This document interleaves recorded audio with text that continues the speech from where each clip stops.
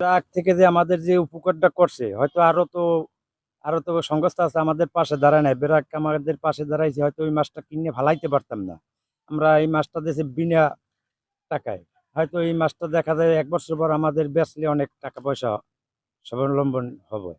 অঞ্চলে এই উপকূলীয় অঞ্চলে আসিয়া তারা প্রথম চারা দেশে মানুষের অবৈধ মানে ফালানিয়া জায়গায় এতে অনেক চারা চড়া দিয়া গাড়ি উড়ি দিয়ে অনেক কাজ, যে জায়গা জীবনে কোনো কাজে আসতে না সেই জায়গাগুলো আমরা কৃষি মিশি দিয়ে অনেক আগুয়ে দিয়েছে। তারপর অনেক গরিবের হাঁস দেশে চলতে পারে না, ২০টা হাঁস দেশে, সেই হাঁস পাইলে তারা এই হাঁসে ডিম পেড়া দিচ্ছে, তারা এখন AKS অর্জন করলো গিনেস ওয়ার্ল্ড রেকর্ডস।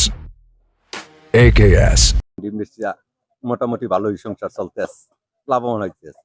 তারপর ধরেন অনেকের গরিবের গরু দিচ্ছে, একটা গরু কেনার তাদের তো নাই, তারা গরুটা অনেকের একটা আল্লাহ রাস্তা দিচ্ছে, অনেকের সীমিত নিয়ে কিস্তিতে ওই গরুটা দিচ্ছে। এখন আবার এই পতিত পড়া পুষ্কুনি, যে পুষ্কুনিতে কোনো মাছ চাষ করে না, সেই জমিতে তারা দুগা মাছ দিয়া এই চাষ করার আরম্ভ করছে।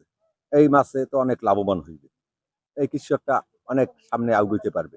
তারপর আবার তারা ওই পুষ্কুনির বাড়ি আবার জাখা দিয়া কৃষির কাজ করতে আছে। এখন বেরাক দেওয়া দেখলাম তারা অনেক সামনে গরিবের জন্য কাজ করে।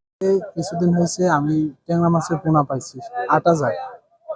আমার একটা পুষ্কুনি আর কি পরিত্যক্ত ছিল, তো কাজে লাগতো না। তারপরে ওইটা সুন্দর মতো পরিচর্যা করার পরে ওই জায়গায় আমি চুন টুন ফালাইয়ে সুন্দর মতো ওই পুকুরটা ক্লিয়ার করার পরে আমার এই বেরাক থেকে ৮,০০০ পোনা দিছে ট্যাংরা মাছে। এখন ওইটা লালন পালন করতেছি, আশা করি ওইটাতে ভবিষ্যতে লাভবান হবে। আছে কিছু ন্যাচারাল বেস সলিউশন কার্যক্রম বিপ্লবী কার্যক্রম এই প্রজেক্ট মূলত হলো ম্যানগ্রোভ উদ্দেশ্য, আর আমাদের অর্থায়ন হচ্ছে ম্যানগ্রোভ প্লান্টেশন আছে। আর এই প্রজেক্টটা হলো ডেনিস ইন্ডাস্ট্রির সহায়তায় ৩ বছর মেয়াদের প্রকল্প, যারা ২০২৫ জানুয়ারি থেকে শুরু হয়েছে, ২০২৪ প্রথম থেকে এর উপর পর্যায়ক্রমে স্টেক হোল্ডারগুলো সিলেকশন করছেন, যারা দিচ্ছেন, এটা কীভাবে করছেন আপনারা বাইরে বলেন।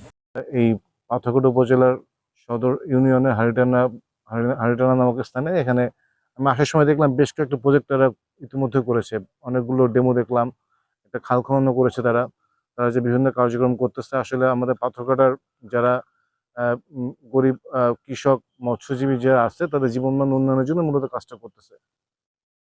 তা এই যে আমাদের জলবায়ু সহনশীল মাছের পণ্য যে অবমুক্ত করতেছে, এটার যে কারিগরি সহযোগিতা বা প্রয়োজনীয় পরামর্শ যাদেরকে দেওয়া হচ্ছে মাছটা, তাদেরকে আমাদের মৎস্য বিভাগ সবসময় আমরা তাদের পাশে থাকবো ইনশাল্লাহ।